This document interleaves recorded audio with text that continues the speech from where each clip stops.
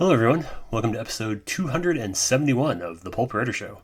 My name is Jonathan Moeller. Today is October the 3rd, 2025, and today we're looking at how to create character backstories. We'll also look at some good articles about the problems created by generative AI technology. If you hear occasional drumming noise in the background, it seems like the elementary school a few blocks from here is practicing their marching band.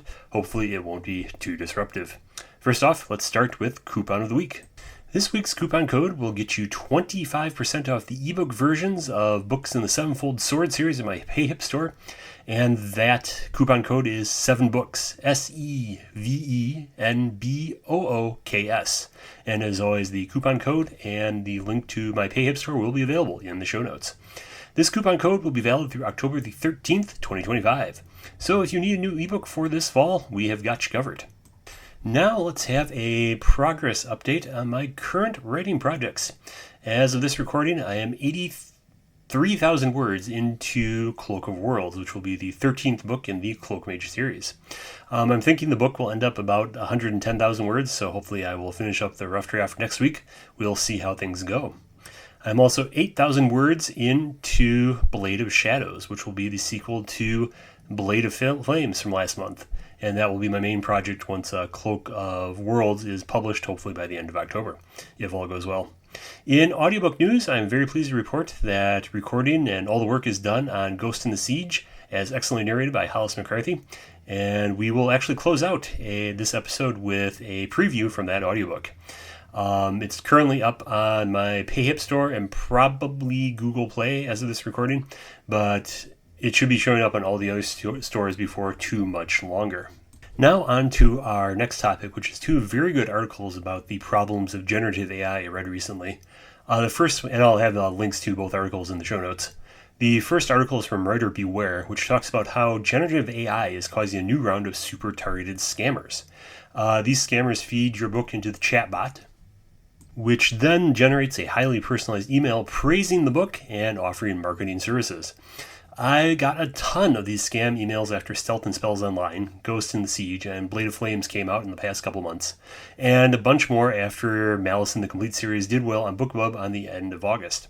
So if you are a writer and you publish a book and a few days later, or perhaps even the very same day, you get a very detailed email praising the book with very specific plot points and offering marketing services, beware, it's probably a scam that will give you no value whatsoever for your money.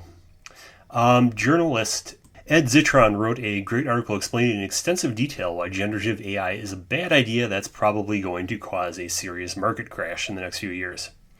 I admit I started out with a mildly negative opinion of LLM-based generative AI tools in 2022 and 2023, but I wanted my opinion to be an informed one, so I've experimented with them on and off and read a good bit about them. And as I've experimented with them, my opinion has moved from mildly negative to highly negative, and finally arriving at completely anti-AI this year. I never used AI for any of my books, short stories, or cover images. I experimented a bit with using AI images for Facebook ads, but people generally hated them, so I stopped entirely with that. In fact, Facebook ads have become far less effective this year because of all the AI stuff Meta has crammed into them, but more on that later. So why did I arrive at a highly negative opinion of AI? It's because these tools do not actually do what their advocates promise. They are hideously expensive to run, and the enormous costs and downsides significantly outweigh any benefits. In addition to the problems mentioned in the Ed Zitron article, like cost, false promises, economic bubbles, and the companies blatantly lying about their capabilities, I think the fundamental difficulty with generative AI is that it's essentially a cognitive mirror for its users, like a narcissist machine, like I've called it before. What do I mean by this? In Greek myth, Narcissus was enraptured by the beauty of his own reflection. LLM-based AI is essentially very fancy autocomplete, which means it guesses the most likely response to your prompt based on a statistical likelihood. In other words, it ends up mirroring your own thoughts back at you. So I think LLMs are highly prone to inducing an unconscious confirmation bias in the user. Confirmation bias is a logical fallacy where one interprets new information as confirming one's pre-existing beliefs. It's healthier to reevaluate one's beliefs based on new information that comes in, but with confirmation bias, you warp any incoming information to fit a pre-existing belief. For example, let's say you have the pre-existing belief that you're immortal and nothing can kill you. And then you accidentally shoot yourself in the arm with a nail gun and you bleed. The correct interpretation of this is no, you are not in fact immortal and you can in fact die. But someone suffering under confirmation bias would say the fact that they accidentally shot themselves in the arm with a nail gun and didn't die is proof that they are immortal. That's obviously a logical fallacy, but you see why it's called confirmation bias. I think even highly intelligent people using LLMs are prone to this kind of confirmation bias because the AI model settles on what is the most statistically likely response to the prompt, which means that, consciously or not, you are guiding the LLM to give you the responses that please you. This is why you see on the tragically hilarious side, people who are convinced they've invented a new level of physics with the LLM, or taught it to become self-aware, or think that the LLM has fallen in love with them. And on the outright tragic side, people who have serious mental breakdowns or blow up their lives in destructive ways because of their interaction with the LLM. Grimly enough, I suppose the problem is going to sort itself out when the AI bubble crashes, whether in a few months or a few years. As one of the linked articles mentioned, AI companies have no clear path to profitability, save for chaining together infinite NVIDIA graphics cards and hoping they magically stumble into an artificial general intelligence or a superintelligence. They're not going to, and it's all going to fall apart. The downside is that this is going to cause a lot of economic disruption when it crashes. I know I'm very negative about AI, but in the end, I see hardly any good results or actual benefits from the technology. Lots of technology products are becoming worse from having AI stuffed into them, like Windows 11 and Microsoft Office, and what few good results have come about will not last because the data centers are burning cash like there's no tomorrow. So again, you can see the links to these articles in the show notes, and those are my thoughts on generative AI at the moment. Now let's move on to a happier and frankly more interesting topic, and that is writing backstories for characters. I will define it, talk about why backstory is important, give 3 tips about writing effective backstories, and share examples of good backstories from my own work and other media. First of all, what is a backstory? It's what happens to a character before the story begins, or details of a situation that happens before the story begins. Very often, you will have characters who have pre-existing pasts before the story begins. It's very rare that a story will begin when the main character is born and go from there. And even if that is the case, then some of the supporting characters obviously will have backstories. One example of a backstory could be a detective who had a twin sister who was kidnapped, explains why he gets overly invested when a similar case happens. An example of a location's backstory would be knowing that a particular country was once part of another one, split off after a revolution or war. That detail influences how people in that country currently treat people in the other nation. And you can see that backstory is also an important component of world building as well, especially for fantasy and science fiction novels. Though even novels set in the contemporary world, like mysteries and contemporary romance, will often have backstories as well that require world building because the location is very often fictional or will have fictional elements to it. Now, why is backstory important? For one thing, it makes the story feel more realistic and lived in, for lack of a better word. It's not realistic that absolutely nothing of interest happened to the protagonist before the story begins, or that nothing from their past would influence their current beliefs, behavior, and decisions. Backstory also gives characters clearer reasons for doing things. Returning to the earlier example of the detective who had a younger sister who was kidnapped, what if the detective was very procedural and by the book until a sudden similar case happened? Backstory can explain his sudden unorthodox methods and willingness to solve the case at any cost. Backstory can also drive the plot in many ways. Continuing with the detective example, the detective's knowledge of his little sister's case leads him to find similar patterns in the new case and send him on a search to prove that the cases are connected. So as we can see from that, backstory is also a good way to set up plot hooks for later characters, such as we could have our detective here with his twin sister who was disappeared in circumstances similar to his current case. It could be a fantasy hero who had previous battles with orcs and explains why he doesn't like seeing orcs. It could be a contemporary romance heroine who is re-encountering her old flame, in which case the backstory would be central towards the plot, essentially. And now for 3 tips for writing backstory. It's important to don't stop the plot to reveal backstory. Info dumping is generally something to be avoided when you are writing a novel. A little bit of it is unavoidable, but you want to avoid info dumping as much as possible and to reveal only as much information as necessary, partly because that creates a less cumbersome read for the reader, and partly because that can also inspire a sense of mystery that sort of helps hooks the reader and propel them forward into the story. It's also good to only reveal backstory that serves the plot or provides key information. For example, you could have in your detective's backstory that he went to high school and he was only a mediocre student and graduated with a GPA of 2.9 while doing well in athletics, but unless that's actually relevant to the story or has some significance to the plot, it's probably best to not include that. You can always tell when a writer has done a lot of research on a particular topic, like firearms or travel or the history of a particular country, because they are going to put that information in the book whether you want it or not. And if you're inventing an elaborate backstory for your character, it's best to avoid that impulse and only bring in details from the backstory as necessary. It's also important not to have the characters tell each other backstory that they would already know. For example, if you have two characters who've been married for 20 years, it would not be good to have them appear in dialogue as, beloved wife, we have been married for 20 years this Tuesday. And it would be better if it's important to the plot to reveal that information, like they're going out to a 20th anniversary party or their friends are throwing them a 20th anniversary party, that kind of thing, rather than having it come out in sort of a cumbersome conversation like that. Additionally, it's also important to only do as much backstory as necessary. Like for your main character, you may need a good deal of backstory. For like the antagonist, you may need a good deal of backstory. But for supporting characters, it's less important to have a fully realized background. You need just enough so that they feel realistic and can contribute to the plot without overburdening the plot with too many details. Now, a few examples from my own books. Mild spoilers here, nothing major, but mild spoilers. I have written characters who have one key backstory element that influence the plot.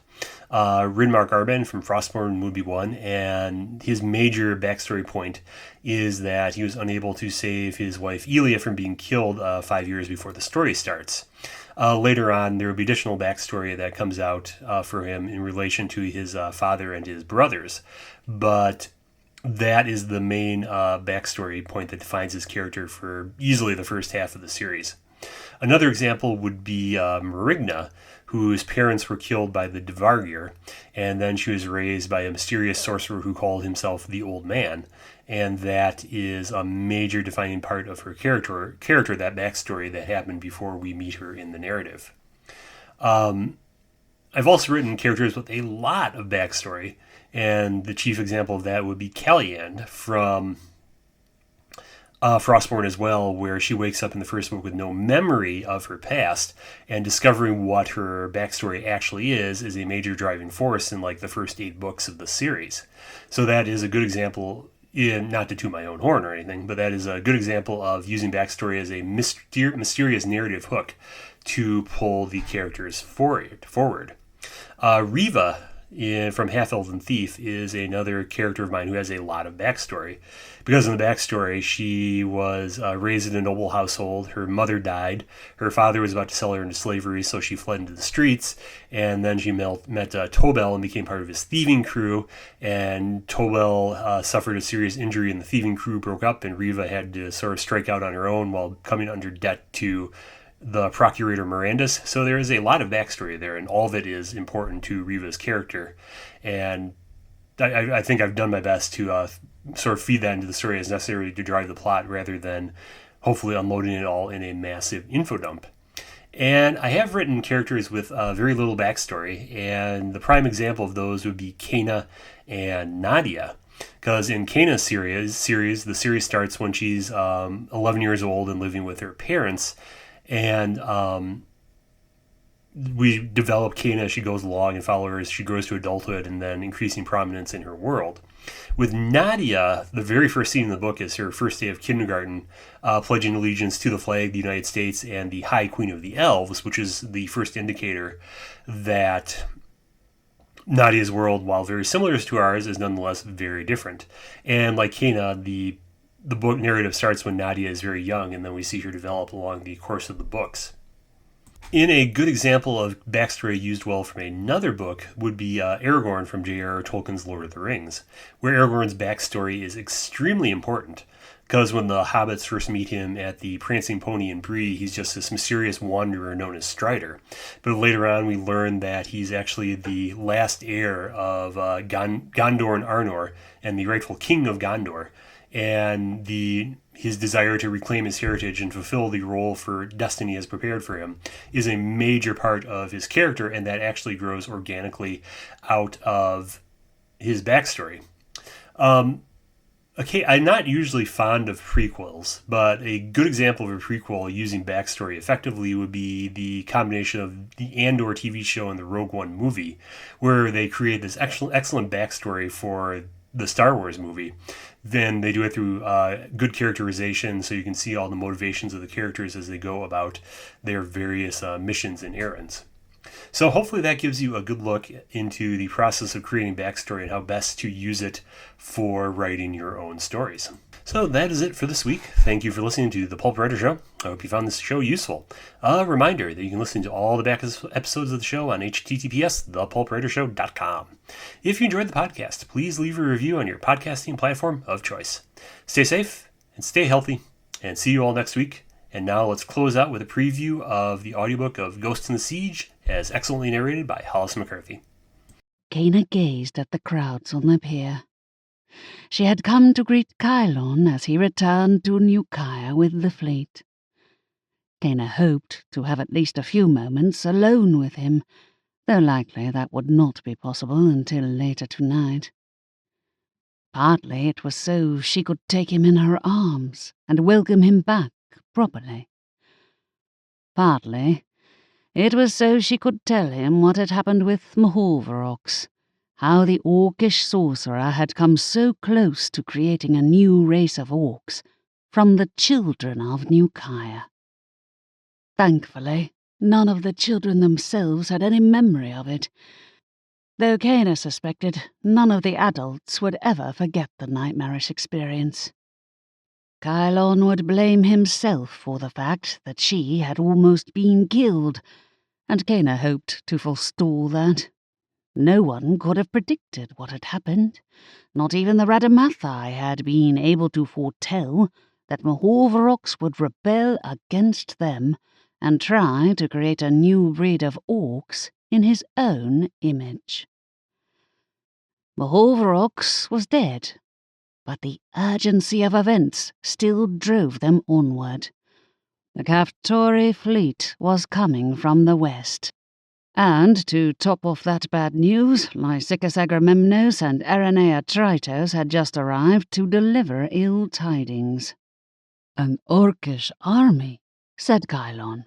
"At least 25,000 strong," said Aranea, voice grim. She looked the very image of a stern Kyratian matriarch, lean, dark-eyed, with iron-grey hair braided into an intricate crown. 30 is more likely. My riders could not stay to make an accurate count, but there are at least 25,000 orcish warriors approaching." "How is that even possible?" said Lysichus. Aranea narrowed her eyes, and Lysichus raised his hands in a gesture of peace. "Not that I doubt the word of your men, but how could the Serpent Men have brought over 25,000 orcs through the Liminal Temple so quickly? I thought they could only move a few hundred through their temple at one time." "They didn't bring the orcs through the Liminal Temple, my lord," said Kaina. "They were here already. They came from Tel Lagash." "Tel Lagash?" said Lysichus, incredulous.